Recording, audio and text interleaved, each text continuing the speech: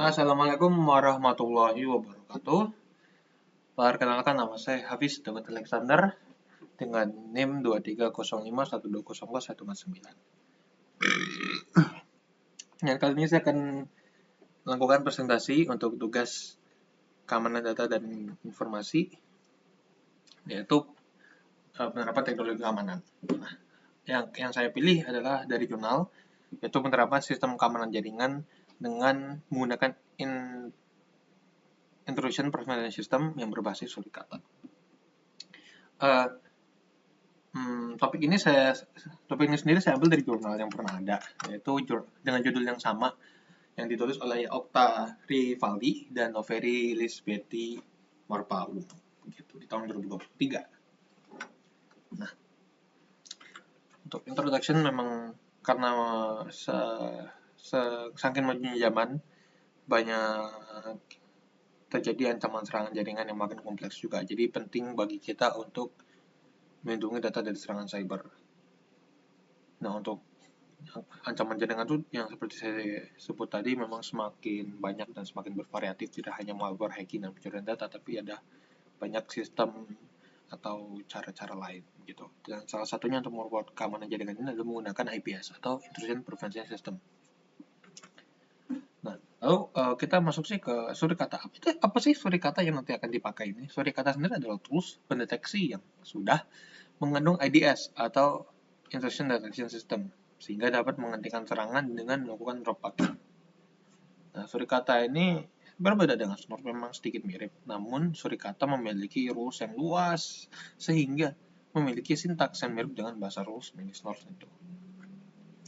Lalu IPS, apa sih IPS? IPS itu jenis perangkat lunak dan perangkat keras keamanan jaringan yang memantau aktivitas yang tidak diinginkan, sehingga dapat mengganggu konektivitas jaringan tersebut.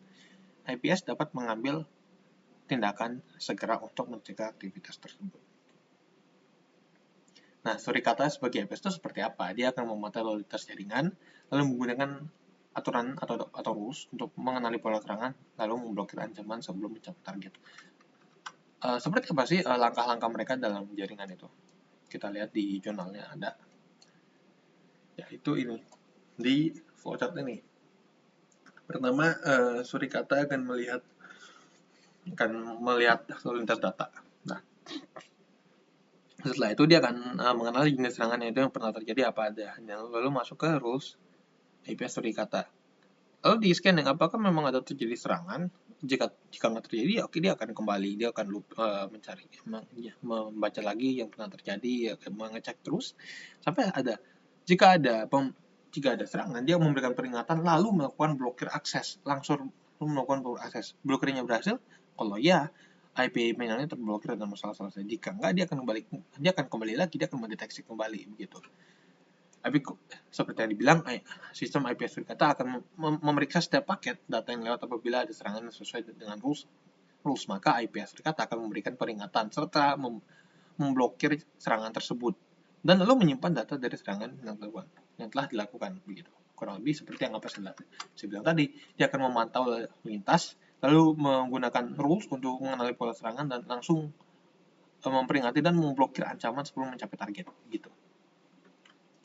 Nah, kemudian dilakukan studi kasus juga di jurnal ini, dilakukan survei pada salah satu perusahaan di sana, yaitu PT Global Real Data Solusi.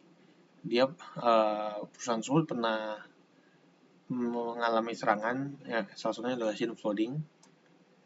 Ini di sini, ini kan SYN flooding. Tuh. Nah, serangan tersebut terjadi pada 2022. Nah, serangan tersebut jadi serangan SYN flooding itu apa? SYN flooding itu ya menyerang server secara berulang-ulang, mereka terkoneksi dari server melambat atau bahkan tidak bisa diakses. Lalu untuk perencanaan sistem yang mereka buat itu seperti ini. Ya, dia menggunakan VPS atau Virtual Private Server yang nantinya terdapat di server utama GDS. Lalu diinstal sistem IPS pada server ini yang berada satu jaringan dengan klien komputer dari perusahaan tadi. Setelah memang dibuat, dia akan melakukan penyerangan terhadap publik. Jadi dia ini akan mencoba serangan dan mengetes IPS-nya itu seperti apa. Nah, untuk kondisi jaringannya dari PT-nya sendiri ada, bisa dilihat. Gitu. Nah, nanti untuk ujinya, untuk mereka pengujian mereka, itu ada 3 yang akan mampu ujian, itu scene flood attack, port scanning, dengan thing of death begitu.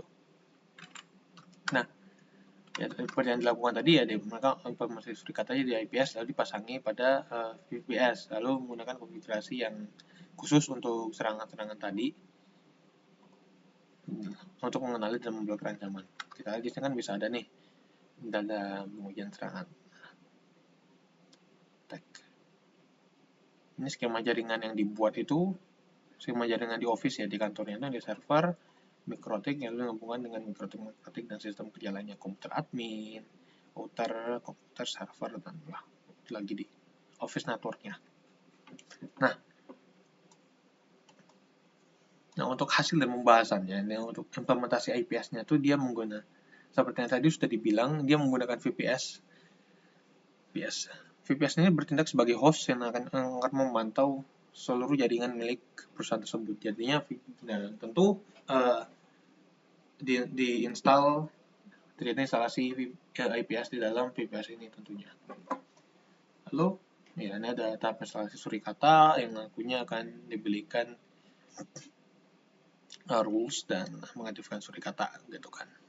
Nah, untuk konfigurasi aksesnya ya seperti yang tadi dibuat, surikata dengan komando sudo, melakukan IP address dengan 3% ini.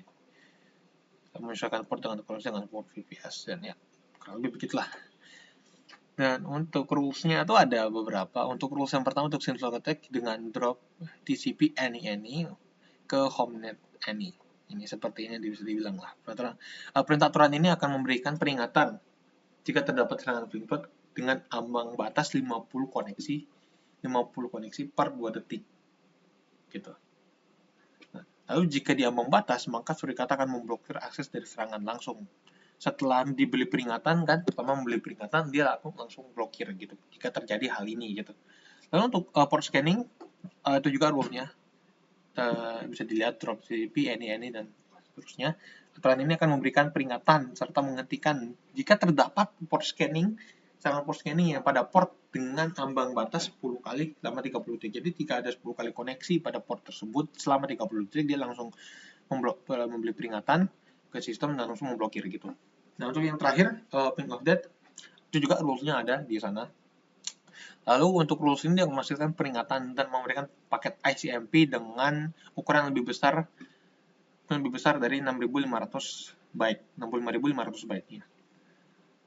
Gitu.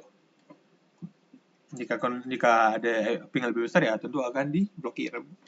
Gitu. Nah, untuk pengujian serangannya itu terdapat 3 skenario. Untuk skenario yang pertama, dia akan melakukan pemblokiran. Dia akan melakukan serangan dengan 3 komputer penyerang secara bergantian dengan jenis yang berbeda aja, yang artinya secara bergantian. Gitu. Dan untuk hasilnya, mereka dapat memblokir semuanya secara real time lebih kurangnya 1 detik begitu. Itu untuk pertama ya. Untuk yang kedua tuh mereka menggunakan jenis serangan yang sama dalam waktu yang bersamaan. Kalau yang pertama tadi kan 3 komputer, 3 jenis serangan berbeda dalam waktu yang berbeda. Kalau yang kedua ini 3 komputer dengan jenis serangan yang sama dalam waktu yang bersamaan. Gitu. Dan hasilnya tetap sama, dia memblokir serangan lebih kurang 1 detik secara simultaneously gitu. Lalu yang terakhir atau skenario ketiga, dia tuh menggunakan 3 komputer dengan 3 jenis serangan yang berbeda dengan waktu yang bersamaan. Itu ya jelas ya, dengan komputer pertama itu dengan Synflood, yang kedua dengan port scanning, yang terakhir dengan ping of death gitu. Seperti yang bisa dilihat di sini dengan deteknya setiap komputer ya banyak banget nih kan. Nah, hasilnya tetap sama, dia waktu deteksinya tuh hanya lebih kurang 1 detik saja, yang langsung membeli peringatan dan memblokir serangan tersebut begitu. Nah, pada hasilnya surikata berhasil mendeteksi dan menghentikan 3 jenis dari beberapa skenario yang berbeda. Tuh. yang jika dibandingkan dengan perbandingan penelitian yang dilakukan oleh peneliti sebelumnya itu Suwato dan Luciato dan Diponegoro pada tahun 2019 menggunakan Snort dan APS system yang dimana tingkat keberhasilan mendeteksi serangan tersebut berada di angka 80% karena adanya proses sistem paket yang melewati port UDP. Port UDP tidak akan terdeteksi jika jumlah paketnya lebih 9.000. Untuk serangan port scanning dan 90% untuk serangan port dead, sistem memiliki performa yang lebih baik dalam mendeteksi serangan ping of death karena serangan hantu tersebut hanya mengincar satu detik port yaitu ICMP. Untuk kesimpulannya ya bisa dilihat memang Surikata sendiri adalah port yang sangat efektif untuk mendeteksi serangan berbagai jenis serangan. Ya. Pemutasi tadi ya udah ada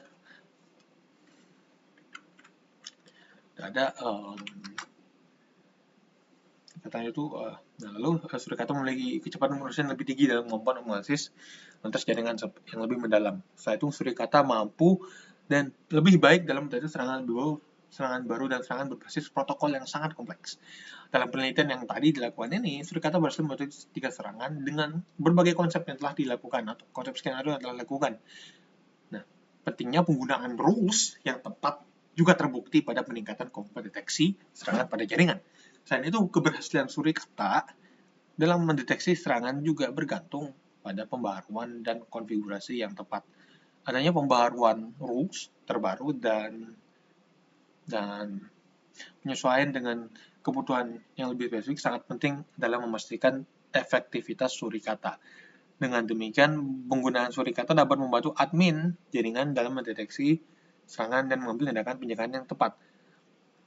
Dengan keandalannya yang mendeteksi serangan dan efektivitasnya integrasi dengan keamanan nilainya, Surikata akan lebih baik menjadi pilihan yang lebih baik yang baik sebagai sistem IDS atau IPS untuk meningkatkan keamanan jaringan. Nah, penulis juga tetap menyarankan yaitu melakukan pembaharuan secara berkala karena deteksi serangan cybernya mungkin lebih baik atau mungkin terjadi kan lebih banyak gitu kan. Jadi disarankan untuk memberikan pembaharuan rules secara berkala. Yaitu kedua tentu melakukan integrasi dengan sistem keamanan lain gitu. Jadi tidak hanya Surikata sendiri tapi dengan berbagai Snort, OSSEC, Microtik dan sistem keamanan lainnya begitu. Agar pertahanannya lebih baik dan lebih maksimum gitu. Dan terakhir disarankan untuk menggunakan sistem keamanan lain sebagai pembanding dalam rangka mendapatkan sistem keamanan yang terbaik gitu. Kalau kita kan pakai tadi kan udah seperti di awal ada perbandingan dengan Snort dan Surikata, agar lebih baik untuk mendapat perbandingan lebih baik diharapkan ya bisa dibandingkan juga dengan yang lain gitu. Jadi nggak hanya Surikata saja. Jadi agar dapat lebih baik untuk meningkatkan keamanan jaringan, mengurangi risiko serangan cyber gitu. Nah, untuk keunggulan seperti tadi udah dibahas di kesimpulan, dia dapat mendeteksi secara real time dan memblokir ancaman sebelum mencapai sistem. Lalu dengan rules yang tepat, dia dapat mencegah berbagai jenis serangan dengan aturan yang fleksibel. Lalu ini dan seperti tadi yang dibilang ya pada sebelum kesimpulan, kalau memang ini lebih EPS daripada Snort gitu dengan akurasi yang lebih tinggi. Yang terakhir ya sebelumnya nih masuk kesimpulan sih, harusnya memang harus lebih terintegrasi dengan sistem keamanan lain gitu.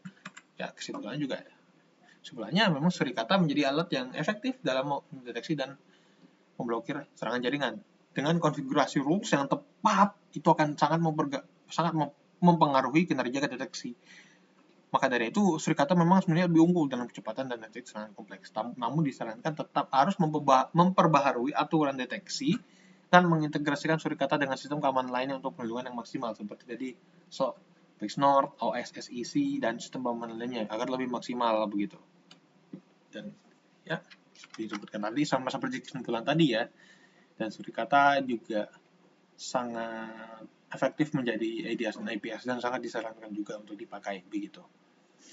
Baik, itu saja dari saya. Semoga memang dengan adanya jurnal ini atau penelitian ini memang kita bisa harus membandingkan penggunaan IPS atau IDS lain dengan Surikata agar memang proteksinya lebih baik begitu. Dan semoga kedepannya hal ini bisa jadi pembelajaran atau penelitian, basis penelitian dari setelahnya. Begitu, saya mohon maaf jika ada salah kata atau perbuatan. Ya, terima kasih dan Assalamualaikum warahmatullahi wabarakatuh.